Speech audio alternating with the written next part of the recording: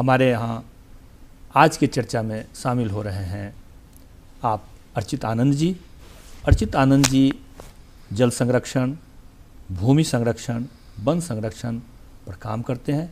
अर्चित जी, आपका बहुत बहुत हमारे स्टूडियो में स्वागत है। जोहार है, धन्यवाद आपका। अर्चित जी, जब विकास की बात होती है तो एक तरफा हम लोग सोचते हैं कि हाँ विकास करना है, लेकिन उसी में क्या होता है कि जो संसाधन हैं, हमारे प्राकृतिक संसाधन हैं, बेरोक टोक उसका हम विदोहन करते हैं, शोषण करते हैं, और इसके कारण विकास तो होता है, लेकिन जो क्रमिक विकास होना चाहिए और विकास जो सस्टेनेबल होना चाहिए उसमें कहीं ना कहीं प्रॉब्लम होता है।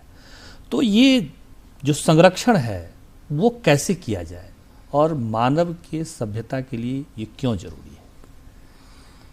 देखिए, जैसा कि आपने कहा कि विकास आज के समय में ज़रूरी भी है और सस्टेनेबल हो ये और ज़रूरी है जी। कुछ चीज़ें ऐसी हैं जिसको हम रोक नहीं सकते, वो होना ही होना है जी, उसको करना है। लेकिन ये तय बात है कि विकास के लिए एक हम लोग का सम्यक प्रयास जो है वो हो, सभी चीज़ों का कोऑर्डिनेशन हो। चीज़ें जब जैसे मान लीजिए आप सड़क बना रहे हैं तो उसके लिए आप सड़क को खोदते हैं, उसके लिए स्टोन की व्यवस्था करते हैं, उसके लिए बिटुमेन की व्यवस्था करते हैं, ये सारी प्राकृतिक चीज़ें हैं। उसके बाद आपको मशीनरी की ज़रूरत पड़ती है। आपने पहाड़ तोड़ा, आपने गिट्टी के लिए जंगल काटा, लेबलिंग किया, तो ये एक सब चीज़ों का मिश्रण है। अब इसमें किस तरीके से हम इन चीज़ों को कम से कम नुकसान पहुंचाए बिना इस सड़क को बना सकते हैं, इस पर एक अध्ययन की ज़रूरत है। अध्ययन कर भी रही है सरकार, लेकिन उस पर इम्प्लीमेंटेशन कम हो जाता है। एक सिंपल सा उदाहरण है, आपके ही शहर में जी लाखों की संख्या में वृक्ष कट गए जी विकास के नाम पे, और वृक्ष जो है पर्यावरण, उसके भी कल्पना आप कर नहीं सकते। लेकिन आप एक सामान्य इंसान की तरह सोचिए, एक सामान्य आदमी की तरह अगर सोचें आप, तो एक वृक्ष को बड़ा होने में 10 साल, 5 साल, 15 साल, 20 साल लगते हैं कि जब वो उस लेवल पर तैयार हो कि वो ऑक्सीजन को फ्लोट करे चारों तरफ। आपने कहा कि हमने एक पेड़ काटा, 10 पेड़ लगा दिए, लेकिन एक पेड़ काटने के बाद जो नुकसान 15 साल हम झेलेंगे उस पर हम सिर्फ विचार नहीं करते, क्योंकि वो 10 पेड़ को 15 साल लगेगा उस लेवल पे आने में। तो इन सब चीज़ों को ध्यान में रखना पड़ेगा हमें। अगर सड़क बन रही है, बिल्डिंग बन रही है, तो उससे क्या पर्यावरण की क्षति हो रही है उसका आकलन पहले पूर्व में हम कर लें। उसके प्रति जो हम क्षतिपूर्ति कर सकते हैं वो हर संभव उस कार्य के होने से पहले कर लिया जाए। योजना बनाने से कि कार्य हमें करना है, उसमें ये नुकसान का आकलन है, हम इसको पहले कर लें फिर उसको शुरू करें।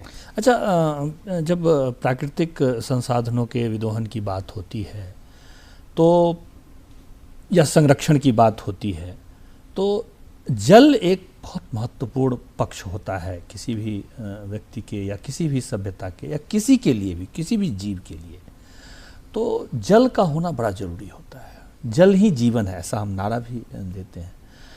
तो ये जो जल का संरक्षण वो कैसे किया जाए, किस प्रकार से किया जाए, ये अधिक से अधिक जल को हम संरक्षित करें और उसको अपने उपयोग में लाएं, क्योंकि आप इस क्षेत्र में ऑलरेडी काम कर रहे हैं। देखिए, जल संरक्षण तो आज के इस एरा में हर एक इंसान की जिम्मेवारी होनी चाहिए। ये नहीं कि 10 लोग कर रहे हैं और 100 लोग यूज़ कर रहे हैं। आज यही हो रहा है। आप इस एक शहर की तुलना करें, रांची शहर है, इतना बड़ा 25 लाख की आबादी है पूरे रांची ज़िले की, उससे ज़्यादा होगी, हो सकता है। रेनफॉल बहुत अच्छा है यहाँ का। हाँ, पानी काफ़ी है यहाँ, पानी की कोई कमी नहीं है। एवरेज रेनफॉल इंडिया में अन्य शहरों से ज़्यादा है। फिर भी रांची का ग्राउंड वाटर टेबल आप ढूंढ के देखें, कांके रोड में पानी नहीं है। अगर बारिश ना हो तो हमें पानी ना मिले, डैम में पानी नहीं आएगा। ग्राउंड वाटर टेबल बिल्कुल नीचे जा चुका है, 1000 फीट, कहीं 1500 फीट, कहीं 200 फीट, मैंने अनइवन है बड़ा। रांची का नीचे का खैर थोड़ा डिफरेंट है भी वो जो सिस्टम है। तो सबसे इम्पोर्टेंट है, शहरों के लिए वाटर कंजर्वेशन का तरीका अलग होगा और ग्रामीण क्षेत्रों के लिए अलग होगा। यहाँ पे वाटर कंजर्वेशन का बेस्ट तरीका है कि जो बारिश का पानी है, रेन वाटर हार्वेस्टिंग के जरिए हम उसको ज़मीन के अंदर ले जाएं। आपने देखा होगा बारिश के समय में अखबारों में निकलता है कि निगम ने कहा या किसने कहा, इसने कहा रेन वाटर हार्वेस्टिंग करिए, ये कंपलसरी है, करिए। हमारा मानना है, क्योंकि मैं उस क्षेत्र में पिछले 20 वर्षों से काम कर रहा हूँ, कि सरकार ने कहा कि इतने एरिया स्क्वायर फीट का जो भवन बना है उससे ज़्यादा का भवन है तो रेन वाटर करें। हमारा मानना है कि आप छोटा सा भी यूनिट बनाएं तो रेन वाटर हार्वेस्टिंग कंपलसरी करें, क्योंकि पानी जब ग्राउंड वाटर में रिचार्ज ही नहीं होगा, आपके यहाँ की बारिश का पानी नाला से होकर नदी में जाता है, नदी से होकर कहीं और चला जाता है, समुद्र में चला जाता है। आपको बिल्कुल वो वेस्टेज है और वो आपके लिए कोई इस्तेमाल नहीं रह गया उसका। तो सबसे ज़रूरी है कि शहरों में अर्बन जो है एरिया है उसमें रेन वाटर हार्वेस्टिंग को कंपलसरी किया जाए, मैंडेटरी। किसी भी छोटा यूनिट हो या बड़ा यूनिट, बड़ा एकदम किसी भी हाल में नक्शा ही पास न करे सरकार, चाहे निजी हो या कमर्शियल हो, मैंडेटरी कहें कि आप इसको करिए। स्रोत कई हैं घरों में। एक छोटा सा उदाहरण आपको देता हूँ। रांची ज़िले में 1 लाख हाउस होल्ड मान लीजिए, एवरेज चलिए, अब 1 लाख घर ऐसे होंगे जिसमें कि पानी पीने के लिए आरओ सिस्टम लगाया होगा लोगों ने। फिल्टर लगाते हैं, हाँ, हर घर में होता है। हाँ हाँ हाँ, लगभग। कभी आपने आकलन किया कि आरओ सिस्टम में जो पानी वेस्टेज निकलता है उस पानी का आप क्या करते हैं? उस पानी का तो कोई उपयोग नहीं होता है, ऐसे ही बह जाता है। ऐसे ही बह जाता है। 1 गिलास पानी वो साफ करने के लिए 4 गिलास पानी वो बाहर कर देता है। अच्छा, ये बिल्कुल एक अपना मानक है उसका। अब आप सोचिए कि वो 4 गिलास पानी जाता कहाँ है? उसका कोई इस्तेमाल हमारा आप नहीं करते हैं। आप जबकि उसको आप फर्श क्लीनिंग में यूज़ कर सकते हैं, आप उसके इरिगेशन में उसको यूज़ कर सकते हैं, आप गाड़ी धोने में यूज़ कर सकते हैं। ठीक है, बर्तन नहीं धो सकते, हम कपड़े नहीं धो सकते इसमें, क्योंकि उसमें एब्स्ट्रैक्ट काफ़ी सारा केमिकल बाहर आता है। लेकिन ये बेसिक चीज़ें तो हो सकती हैं। वो पानी का आपका जो खर्च है उसको रिड्यूस करेगा। तो इंसान को वाटर बजटिंग करनी चाहिए आने वाले समय में। जैसे आप अभी बहुत बड़ी बात आपने कही है कि वाटर बजटिंग। हाँ। ये क्या है? ये इसको जरा विस्तार से बताइए आप। वाटर बजटिंग का कि जैसे आप घर का, मैं आपके पास मान लीजिए आपको 50,000 रुपये घर की आमदनी है आपकी, तो बजट बनाते हैं ना कि 10 रुपये इधर खर्च करेंगे, 100 रुपये उधर करेंगे। बिल्कुल बिल्कुल। तो आने वाले समय में अभी सरकार ने भी मीटर सिस्टम कर दिया ना, आपको पैसे लगेंगे, आप बजटिंग शुरू कर देंगे। अभी तक आपको फ्री में मिल रहा है, इसलिए आप बजटिंग नहीं कर रहे हैं। जब मीटर लग जाएगा, बिजली का बिल स्विच कैसे ऑफ करते हैं आप घर में जाते हैं? बिल्कुल बिल्कुल, नहीं तो मीटर बढ़ता रहेगा। तो वाटर बजटिंग है कि आपको ये डिफाइन करना होगा कि हमारे घर में पानी किस हेड में कितना खर्च होता है। कपड़ा साफ करने में कितना खर्चा करें, बाथरूम में कितना खर्चा करें। अब हर चीज़ में पानी की बिना कुछ नहीं। आप एक जीन्स पहनते हैं, आपको पता है इस जीन्स को बनाने में कितना पानी लगता है, इस जीन्स को धोने में कितना पानी लगता है। कपड़े आप डेली चेंज करते हैं। मैं अपनी बात आपको बताऊं, लोग हंसते हैं मुझको। मैं पार्टियों में जाता हूं नॉर्मली, तो मैं 1 प्लेट लेता हूं और फिर उसी प्लेट में मैं मिठाई भी ले लेता हूं, सारी चीज़ें उसी में खा लेता हूं। तो 1-2 लोगों ने मेरे से पूछा कि आप यार और प्लेट्स है, क्वार्टर हैं, बाउल है, क्यों नहीं लेते? हमने खाना ही तो है यार, जितना प्लेट लेंगे उतनी बार उसको धोना पड़ेगा, उतनी बार पानी जो है पानी वेस्टेज होगा। बहुत सोचने के लिए इस लेवल तक आपको जाना पड़ेगा, तभी पानी बचेगा। पूरी दुनिया में पानी कितना है सबको पता है। फ्रेश वाटर जो हमको आपको मिलता है 1.2% पानी फ्रेश जो हम पी पाते हैं। बाकी जो 1.5% और है, जो 3% के लगभग पानी दुनिया में उपलब्ध है फ्रेश वाटर पीने लायक। बाकी पानी तो ग्लेशियर में है, कोई डीप ज़मीन के अंदर है, जमा है, उसका आप यूज़ नहीं, एब्स्ट्रैक्ट नहीं कर पा रहे हैं, यूज़ नहीं कर पा रहे हैं। तो इतना ही पानी है, उसी में हमको सब करना है, जीवन चलाना है। हमारा आपका तो चल जाएगा, आने वाले भविष्य के लिए हमको तैयारी करनी पड़ेगी। अच्छा, अगर झारखंड की बात की जाए तो डेवलपमेंट तो हो ही रहा है, विकास का तो काम चल ही रहा है, लेकिन विकास के काम के साथ ही साथ जल के स्रोत बहुत ज़्यादा सूखे हैं। साथ ही साथ जो मिट्टी का कटाव है वो बड़ा तेज़ी से हो रहा है। इसको रोकने के लिए सरकारी स्तर पर कोई ऐसी योजना बनी है? देखिए, योजनाएं तो हमारे पास जो भी राज्य सरकार बनाई या भारत सरकार, योजनाएं तो बनती हैं, अच्छी बनती हैं, इसमें दो राय नहीं है, काम भी हो रहा है जी। लेकिन जो जिस गति से होना चाहिए था उस गति से नहीं हो रहा है। आपने ये चर्चा की, कहा कि मिट्टी का कटाव हो जा रहा है। हाँ, बड़े पैमाने पर मिट्टी का कटाव रोकने का बहुत आसान सा तरीका है वृक्षारोपण। वृक्षारोपण करिए आप, वो मिट्टी कटाव को रोकेगा। मिट्टी कटाव का आपको भविष्य में कितना सारा नुकसान हो रहा है ये लोगों को भी अंदाज़ा नहीं, क्योंकि लोगों को चावल दाल सब्जी मिल जा रही है। मिट्टी का एक ऊपर का लेयर बह जा रहा है, वो धीरे धीरे बहते बहते बहते आपके यहाँ पास माहौल नीचे कुछ नहीं बचेगा। तो उसके लिए प्लांटेशन बेस्ट उपाय है। वृक्षारोपण करिए और उसको बचाने का प्रयास सरकार ने किया है, फॉरेस्ट विभाग ने किया है, NGOs भी करते हैं, हम और आप अपने निजी तौर पे भी करते हैं। तो मिट्टी, आपको एक मज़े की बात बताएं, 1 इंच मिट्टी को बनने में 1000 साल का समय लगता है। तो मिट्टी का मिसयूज़ भी ना करें हम। मिट्टी में कई जगह देखेंगे आप, कभी आप मेरे घर आए मैं आपको दिखाऊंगा, मैं कम से कम कंक्रीट का इस्तेमाल करता हूँ। कि जिस मिट्टी में आपने कंक्रीट मिला दिया, बालू मिला दिया, वो खराब हो गया, स्टोन डस्ट मिला दिया, वो मिट्टी किसी काम की नहीं रह जाएगी। तो मिट्टी का इस्तेमाल भी बहुत सोच समझ के लोगों को करना पड़ेगा। और अच्छा, स्टोन डस्ट और बालू मिलाने से भी मिट्टी की प्रकृति बदल जाती है, खराब हो जाती है। स्टोन डस्ट तो पत्थर का पाउडर है जी, उसमें कोई उर्वरा शक्ति थोड़ी ना है, वो तो मिट्टी को खराब करेगा। तो मिट्टी का इस्तेमाल जो है बहुत, मिट्टी ही नहीं रहेगी तो आज और कल, हाँ, तो हम अन्न कैसे जीवन ही आपका समाप्त हो जाएगा। हाँ, सारा का सारा चीज तो उसी पर। आप हाइड्रोफोनिक्स खाली पानी में उगा के क्या कर लेंगे? सब्जी और पत्ता खा के जीवन थोड़ी जीना है। तो मिट्टी की आवश्यकता है, मिट्टी को की गुणवत्ता बचाए रखनी है, केमिकल का लेस यूज़ करना है। अच्छा, केमिकल से भी मिट्टी बहुत प्रभावित होगी सर। केमिकल से मिट्टी प्रभावित होती है, उसकी उर्वरा शक्ति खत्म हो जाएगी, प्रोडक्शन ही नहीं होगा। बिल्कुल, ज़बरदस्ती लोग केमिकल डाल के उसको खिलाते हैं। मिट्टी को भोजन चाहिए, आप उसको नॉर्मल फूड दीजिए ना भैया, जो उसका नेचुरल है उसको रहने दीजिए।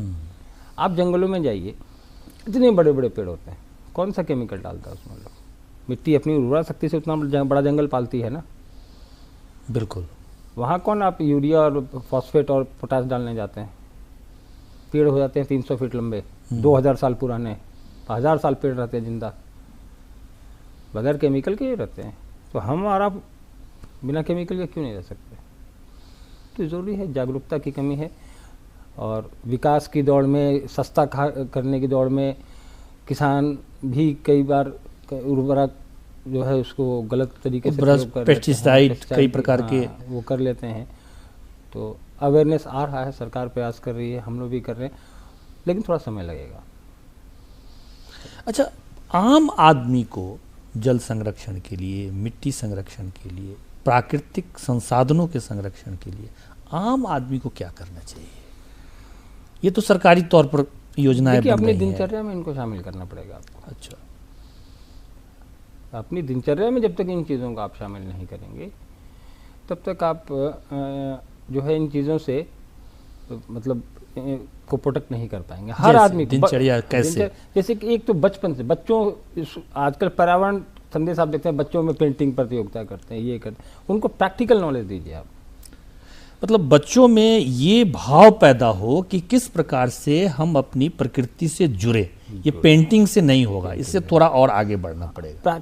उसको आप फील्ड में लाइए, बाहर लाइए। पेंटिंग करा के आपने किसी को पुरस्कार दे दिया, बच्चा खुशी हुआ, मेडल पहना, घर चला गया। आपने एक को दिया, 400 बच्चे पार्टिसिपेट किए थे, 399 बच्चे, चलिए आया गया, पर्यावरण दिवस खत्म हो गया। लेकिन उस 400 बच्चों को आप पर्यावरण के प्रति जागरूक करने के लिए आपको एकदम देसी तरीका अपनाना पड़ेगा। आप कंप्यूटर से और ये फोटोग्राफी करा के नहीं कुछ कर सकते। तो शहरी बच्चों में है कि इनके पास आजकल गैजेट्स हैं, तो उनके माध्यम से आप जागरूक करिए। ग्रामीण बच्चे, आप ग्रामीण गांव में जाएंगे, अभी एक जल नल योजना चल रही है, बड़ी अच्छी योजना है सरकार की। जी जी। तो उसमें हम लोग जाते हैं फील्ड में, कई बार सर्वे वगैरह करने देखते हैं, तो उससे जागरूकता आ रही है लोगों में। ये जल नल योजना उसमें लोगों को बाकायदा ट्रेन किया जा रहा है, बताया जा रहा है कि आप पानी कम खर्च करें, पानी नल का टैप बंद करें। ग्रामीण क्षेत्रों में पहली बार नल से पानी गया है, उनको तो फ्री की आदत है, एकदम कुआं है, चापाकल है, बोरिंग है, वहाँ पानी की वो दिक्कत नहीं है। लेकिन अब आप उनको ओवरहेड टैंक से पानी दे रहे हैं, तो उनको ट्रेन किया जा रहा है, स्वच्छता का भी दिया जा रहा है। तो योजनाएं भारत सरकार की, राज्य सरकार की चल रही हैं, असर भी हो रहा है, लेकिन जिस गति से होना चाहिए था, क्योंकि पर्यावरण को, मतलब पर्यावरण जिस गति से क्षीण हो रहा है उसके बनिस्पत हम अभी थोड़ा स्लो है। हमको उसे आगे जाना पड़ेगा, साथ में नहीं, आगे जाइए, आगे जाना पड़ेगा, आगे जाना पड़ेगा, तभी आप कुछ कर पाएंगे। आप जिस शहर में रहते हैं, आप इस शहर के बारे में एक चीज़ जानते हैं, आपको लगता होगा रांची में बहुत जंगल है। हाँ, वो तो लगता क्या, वो तो दिखता भी है।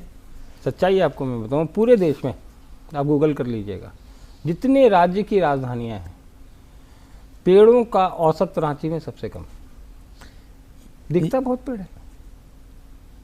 ये तो बिल्कुल नई बात है। आप गूगल कर लीजिएगा, पूरे देश में जितने राज्य की राजधानी है उसमें और पेड़ों का अगर आप सर्वे करेंगे तो पर पर्सन जो होना चाहिए वो रांची में पूरे देश में सबसे कम, जबकि सराउंडेड बाय फॉरेस्ट। हाँ, चारों तरफ तो जंगल ही जंगल है, क्योंकि झारखंड तो जंगल का ही प्रदेश है। तो कई तरह के मुद्दे हैं। और इंसान देखिए, हम लोग जल, जंगल, जमीन, जानवर और जन, ये 5 ऐसे लोग हैं जो एक दूसरे के पूरक हैं, एक दूसरे के बिना नहीं रह सकते। जल, जंगल, जमीन, जानवर और जन मतलब आदमी। जन मतलब 5 ज हम लोग बोलते हैं उसको। अच्छा। 5 के कोऑर्डिनेशन के बिना धरती चलनी नहीं है।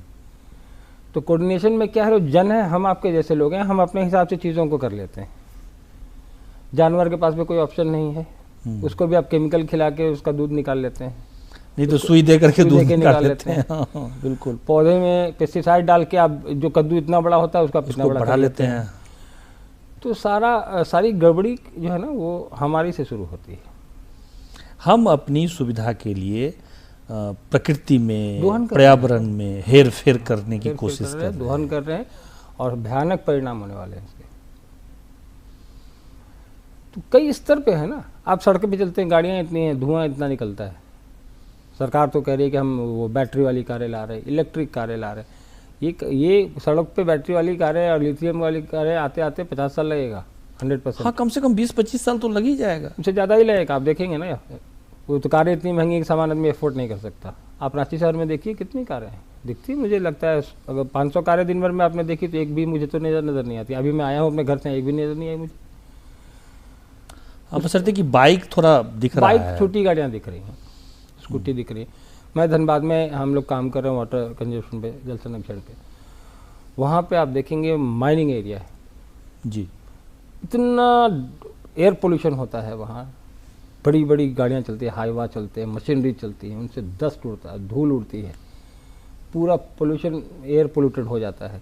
हाईवा चलती है, उसका कोई पोल्यूशन देखने वाला नहीं है कि हाईवा का वो पोल्यूशन का सर्टिफिकेट मिला है कि नहीं मिला है।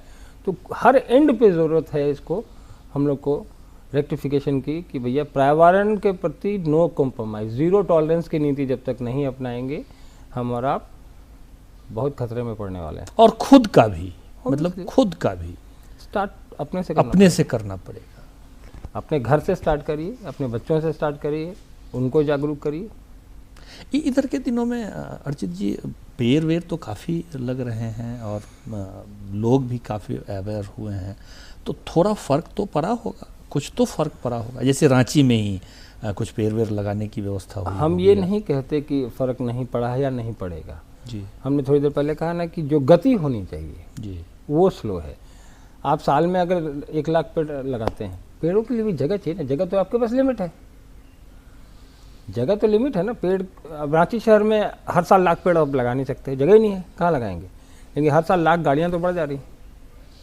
हाँ, वो जो डाटा आ रहा है, जो रजिस्ट्रेशन का डाटा है, वो तो बड़ा भयानक है। इस शहर में यहाँ की गाड़ियाँ हैं, बाहर से आती, तो उनका पोल्यूशन कहाँ जाएगा। बिल्कुल ठीक बात है। गवर्नमेंट को बीच में पॉलिसी कुछ राज्यों ने लाई भी थी शायद कि एक आदमी को 2 से ज़्यादा गाड़ी देने पे ज़्यादा टैक्स लगेगा। तो ये सब करके कुछ गाड़ियों की संख्या कम करनी चाहिए। आखिरकार इसी सड़क पे गाड़ी दौड़ेंगे ना, सड़कों की संख्या भी सीमित है, जगह ज़मीन सीमित है। एक आदमी 10 गाड़ी खरीदने का क्या औचित्य है। पोल्यूशन भी कर रहे हैं आप, जगह भी आपने घेर रखा है, और आदमी को सोचना चाहिए कि सिंगल गाड़ियाँ, क्योंकि ज़रूरत नहीं है उसकी। मैं कुछ दिन पहले सिंगापुर में था, मैंने वहाँ देखा, वहाँ रात में चलने वाली गाड़ियों के लिए अलग नंबर प्लेट है, वीकेंड में चलने वाली गाड़ियों के लिए अलग नंबर प्लेट है। वो वीकेंड से बाहर अगर निकालेंगे तो उनको फाइन हो जाएगा। अच्छा, ये सिस्टम वहाँ है। हाँ, वो नहीं निकाल सकते। उनको अगर सैटरडे संडे का परमिट है तो वो फ्राइडे गाड़ी नहीं निकाल सकते बाहर। तो खैर, इंडिया बहुत बड़ा देश है, यहाँ ये चीज़ें थोड़ी मुश्किल हैं, लेकिन हम लोग को इसी में जो है ना सुधार की आवश्यकता है। और खास करके आप तो झारखंड में कुछ पेड़ भी है, झारखंड नाम है इसका, लेकिन जिस अनुपात में झारखंड में लोगों को लाभ मिलना चाहिए वो नहीं मिल पा रहा है। हम तो ग्रामीण क्षेत्रों में जाते हैं, किसान है, बारिश होती है उसके बावजूद वो धान के अलावा कोई फसल नहीं करता, नहीं उगा पाते। तो मूलभूत सुविधाओं का भी अभाव है। सिंचाई की सबसे बड़ी इस किसान के लिए दुविधा होती है सिंचाई, उसका अभाव है। झारखंड में जो उवर खावर जमीन है जिसके कारण सिंचाई का बहुत बराबर कंसेप्ट डेवलप नहीं हो पाया है। तो मोटर अप्रेंटिस चेंज करें ना हमारा, जहाँ पे अगर ड्रेन, अगर हमको लगता है कि यहाँ से वहाँ हमको नहर बनाने में बहुत पैसा लगना है, तो छोटे छोटे पॉकेट्स डेवलप करें आप, छोटे छोटे चेक डैम्स बनाएं, छोटे छोटे कैसे रिचार्ज किया जा सके, ग्रीनरी कैसे बढ़ाई जा सके, कैसे वाटर ज़मीन का मॉइस्चर डेवलप किया जा सके, उसके बहुत सारे उपाय अभी तो कुछ सरकार ने शुरू की अमृत सरोवर योजना टाइप का, सरोवर योजना हाँ बढ़िया है, उसमें तालाब बन रहा है, बड़े बड़े तालाब बन रहे हैं, वाटर कंजर्वेशन भी हो रहा है, लोगों को रोजगार भी उससे जो सराउंड में है उसके, यदि एक वाटर बॉडी बन जाता है अगर, तो मान लीजिए सरोवर अगर 1 एकड़ का बना है, ये योजना तो काफ़ी मतलब बहुत अच्छी है और इस पर काम भी काफ़ी हो रहा है, काफ़ी हो रहा है, उसमें लोगों को लाभ भी हो रहा है। तो ऐसे वाटर बॉडीज से लाभ तो होता ही है, लेकिन शहरों में वाटर बॉडीज कहाँ बनाएंगे आप? कहाँ बनाएंगे शहरों यहाँ तो जो है उसको लोगों ने भर दिया, नदियों को बिल्कुल नदी गायब हो गई। रांची शहर की आधी से ज़्यादा नदियाँ विलुप्त हो गई, कहाँ गई? कोई देखने वाला नहीं है, कोई जिम्मेवारी लेने वाला कोई तैयार नहीं है। नदी के स्रोत भी अब पता नहीं चल पा रहा है, वो तो गायब ही हो गई। आप बस नक्शे में है या फिर किताबों में है, नक्शे में है या किताबों में है, तो इन चीज़ों को अब आप कहाँ से ढूंढ के निकालेंगे? उसके लिए हजारों बिल्डिंगें तोड़नी पड़ेंगी आपको, बन चुकी हैं वो, लोग सालों से रह रहे हैं उसमें। तो उसमें नहीं जाकर के जो उपलब्ध संसाधन है उसको और बेहतर तरीके से उसका कैसे उपयोग किया जाए, उस पर ध्यान दिया जाए, बनिस्पत की विवाद में पड़ने में कि अब बिल्डिंग तोड़ो और उस तालाब को ढूंढ के निकालो। बिल्कुल बिल्कुल, हाँ।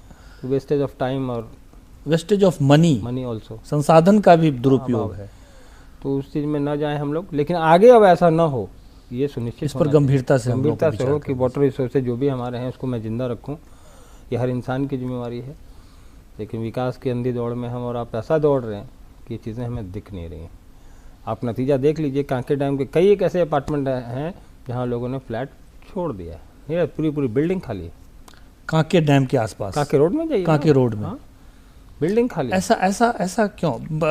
वो यहाँ के बारे में भी सुना है, कटहल मोड़ वाले भी इलाके में, कई इलाकों में है रांची के, 3 महीने त्रिपुदाना में एक इंडस्ट्रियल एरिया में कई एक पॉकेट ऐसा है जहाँ पानी नहीं, लोग 2-2 किलोमीटर दूर से पाइपलाइन से पानी ला रहे हैं। तो ग्राउंड वाटर रिचार्ज बहुत बड़ा इशू है।